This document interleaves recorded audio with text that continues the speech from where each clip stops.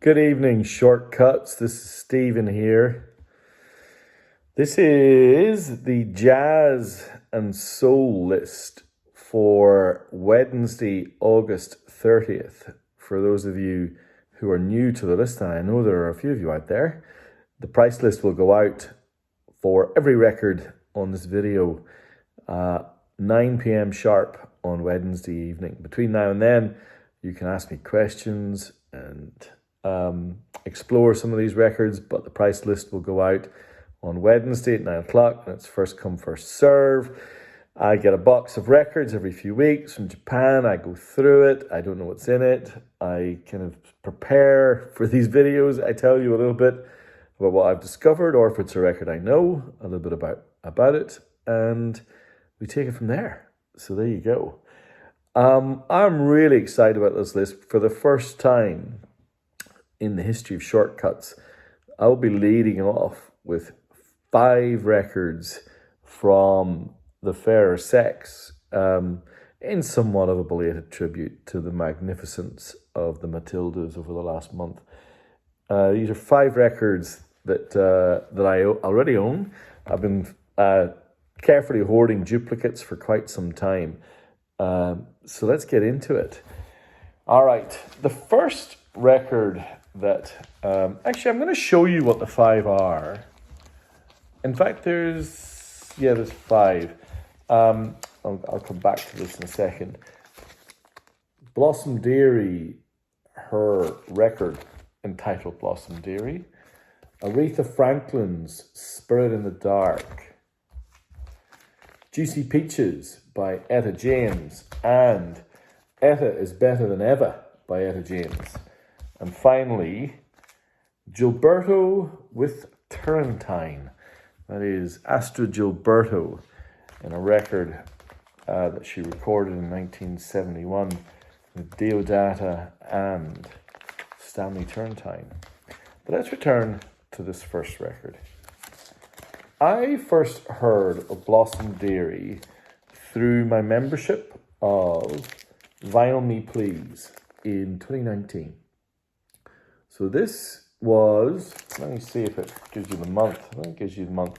This was their 20th Classics release.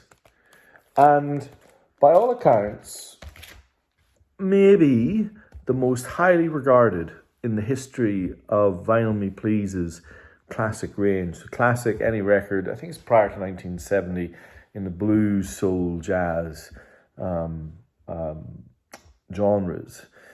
And so it sold out almost immediately. It was impossible to get. They did a repress, I think last year. It sold out as well. The repress is good, not as good as the original. And I was so delighted to find this about a month ago, and I've been sitting on it ever since. So this is a super rare and incredibly highly regarded copy of this. I think it was released in either late 70s or early 80s. If you can see, it's on the Black Verve label, but maybe that's better. It's a mono pressing. It goes for crazy money on Discogs, and it is very, very rare. This copy is absolutely pristine. Now, the Vinyl Me Please copy is stereo. This is mono. So, what do we know about Blossom Dearie? Well, firstly, that was her name, Blossom Dearie. Every interview that I've ever seen with Blossom Dearie, someone asks her, is that your real name?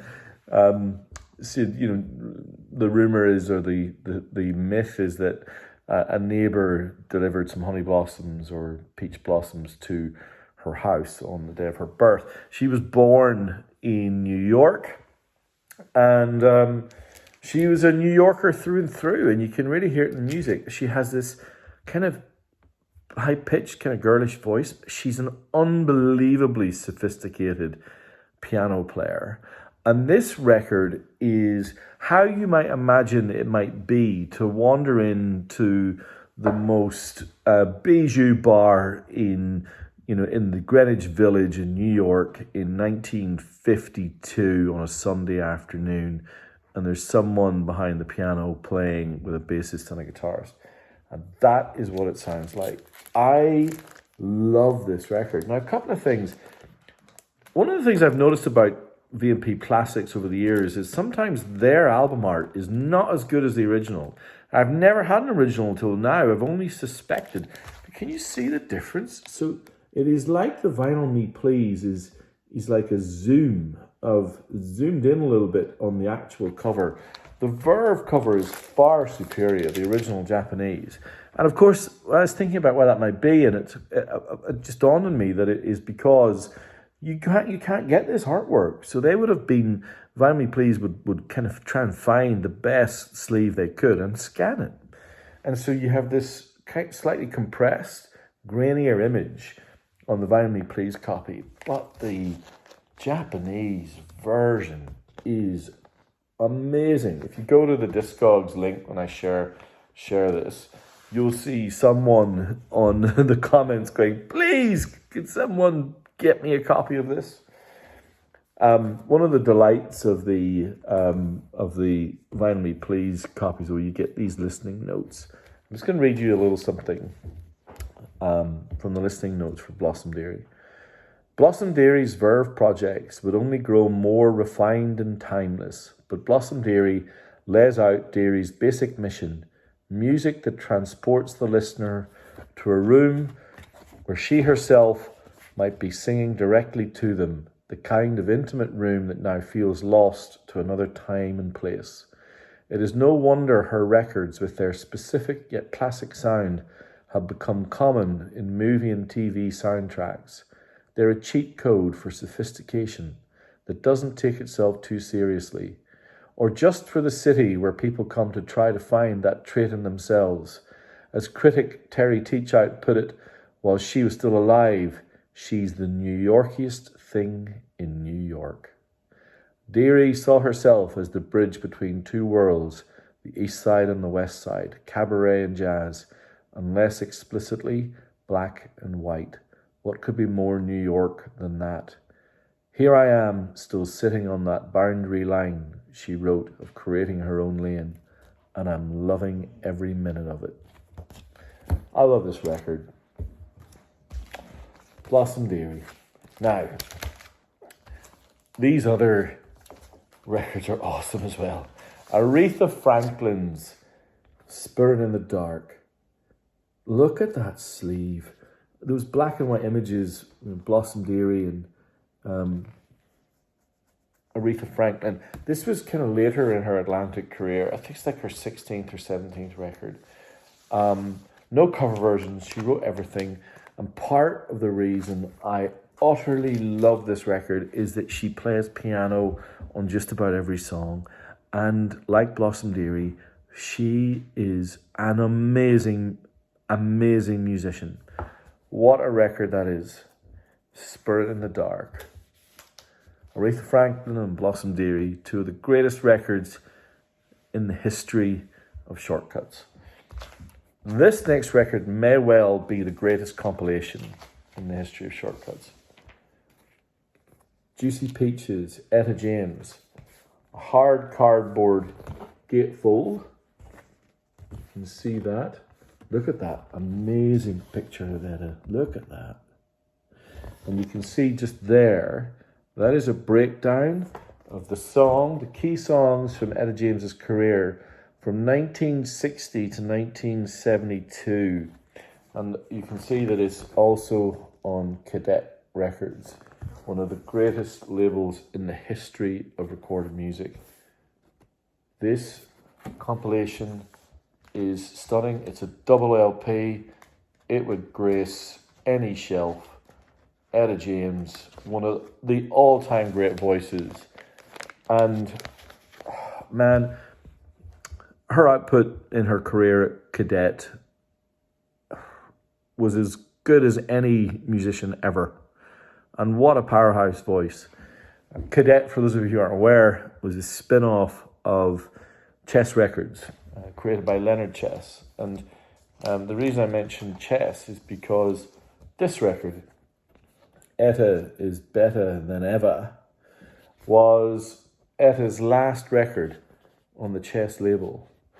And the reason I love it, and the reason I've highlighted it in this list, is that this is not a soul record. This is a funk record. The bass on this record is unbelievable. Look at that Chess label. That is the rare variation from kind of late 70s Japanese vinyl. I will create a playlist and I will pick some songs from this record, and oh man, it pumps.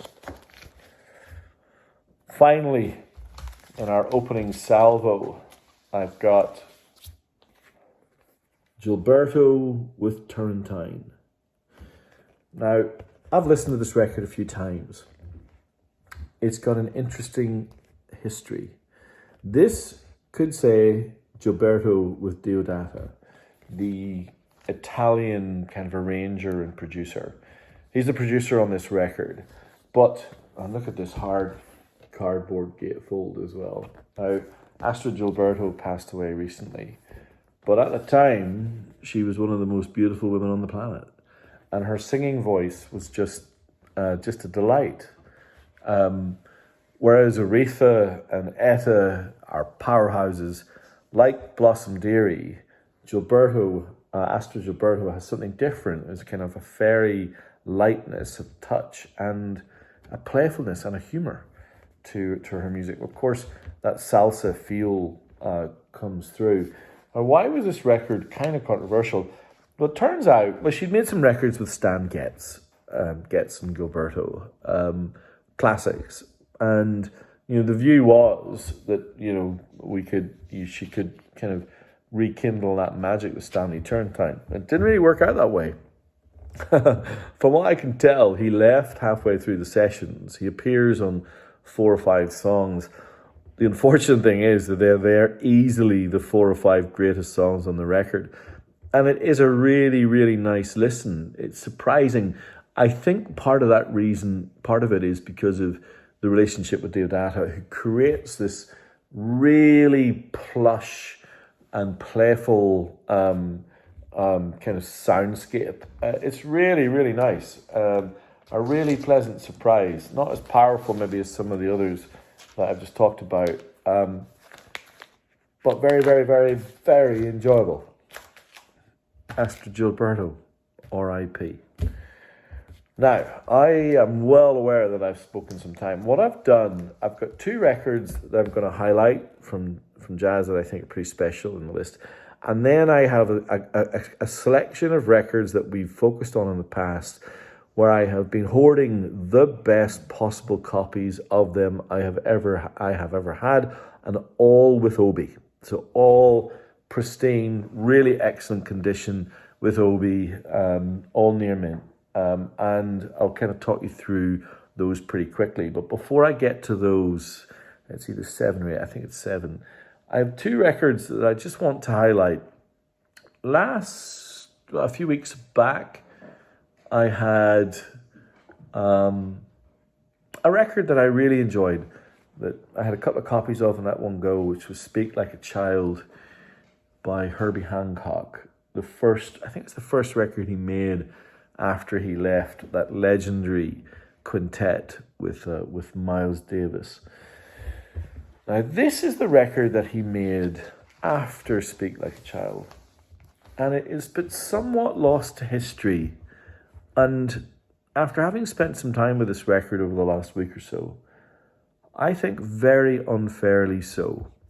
This record is called The Prisoner, Herbie Hancock. It's got Joe Henderson, an incredible saxophonist, and it was recorded at the Rudy Van Gelder studio across 3 days in 1969. Why do I mention 1969? Well, this record is about what happened to Martin Luther King. And it permeates everything. The opening track is called I Have a Dream. On the second side, there's this absolutely devastating track called He Who Lives in Fear. And it really is, I was really taken with it. I know that there's an echelon of Herbie Hancock records. Well, having spent some time with this one, I think this is right up there. In the same way that the producer on the Astro Gilberto record is part of the reason why I enjoy it. The producer on this record is Duke Pearson. Maybe some of you aren't familiar with Duke Pearson, but he's quickly becoming one of my favorite jazz musicians as I go on this journey with you all. He's incredibly creative. He will allow a flugelhorn to appear if that's what's necessary. I think he challenges Herbie Hancock in ways that in some subsequent records to this that I don't think are quite the case. Even some of his more famous records like Headhunters, etc. I think I prefer this one. I'll be really curious as to what you all think of it. It's this. Yeah, The Prisoner, Herbie Hancock. Whilst I loved The Prisoner, Herbie Hancock, this next record is so highly regarded. I've been reading up, I've been trying to understand it, I've been trying to get to grips with it, and I'm really struggling. Albeit not because I can't tell that it's a work of genius, because it clearly is. It is that the kind of cacophony and the arrangements are so dense and so challenging that I find myself struggling to keep up with it. And it's this record, The Black Saint and the Sinner Lady by Charlie Mingus. Look at that. I think that cover is incredible. Of course, on the classic Impulse label. I love the insert. Look at that. This record is effectively a single suite of music. When I've been reading up about it, it's almost a ballet. He thought of it like a ballet, and all the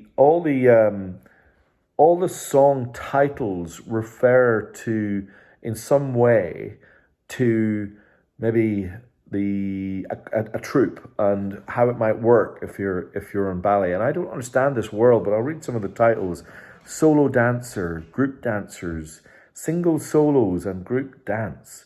And each track has its own subtitle. So, for example, solo dancer's subtitle is Stop, Look, Listen, Sinner Jim Whiteley. Again, Charlie Mingus is incredibly political in what he does. There is an anger to this record. I'm going to live with it though. I'm not giving up on this record. Bowie, stop. It's got something, but I have 2 copies of it now, so someone else can dive in, or someone can help me understand. Either way, I understand why this record has been listed on Robert Demery's book of 1001 records to listen to before you die. And I've also been reading some blogs where those who know much more than me think this is the greatest jazz record that has ever been made. So there you go. It's a puzzle that I have not solved. All right, now there's 1, 2, 3, 4, 5, 6, 7 records here that are as good a copies of these records I've ever had, and you will recognize most of them. There's one. Bowie, stop it. He's lost his donut. I'll have to go and get it in a second. All right, so first off, we have John Coltrane's Love Supreme and John Coltrane's Giant Steps. This record I love, this one I struggle with, but they're immaculate copies. You will not ever find better. In fact, this copy is the 1991 release in what was called the Gold 100 series. So very, very highly regarded. Now we have a pretty rare record by Duke Jordan called Blue Duke. This one's on the Japanese label Bay State. Quite rare with a lovely OBI as well. Now we have 4 absolute stone cold classics. I'm going to lead off with this because I don't know, this might well be my favorite record of all time. Those of you who've been in Shortcuts for a while have seen and heard this record. This is Moanin' by Art Blakey and the Jazz Messengers. An absolute stone cold blue note work of genius. And this record competes with it. This is something else. Cannonball Adderley, Miles Davis, Hank Jones, Sam Jones, and the aforementioned Art Blakey. This is a special edition. It's got a double OBI. It's got the Swing Journal seal of approval. Finally, we have Oscar Peterson's Trio, The Night Train, on the Verve label, the black Verve label. Another beautiful copy with OBI. And finally, I'm going to take this one out of the sleeve. This record is a delight. It's still in the shrink. This is Miles Davis's Sketches of Spain. Complete with OBI, still in the shrink wrap. Fantastic condition. So there you have it. 5 records from Etta, Blossom, Aretha, Astrid Gilberto, a couple of classics from Herbie Hancock and from Charlie Mingus, and then an OBI avalanche to finish off this video. I hope there was something in there that caught your eye, that gave you pause, that maybe intrigued you. As always, if you enjoyed this, please leave a comment or subscribe, or check out the notes under my channel, and you'll have my email address, and you're more than welcome to join my club and get the price list and maybe pick up some of these records if they're of interest. As always, thank you very much for listening, and I'll talk to you soon.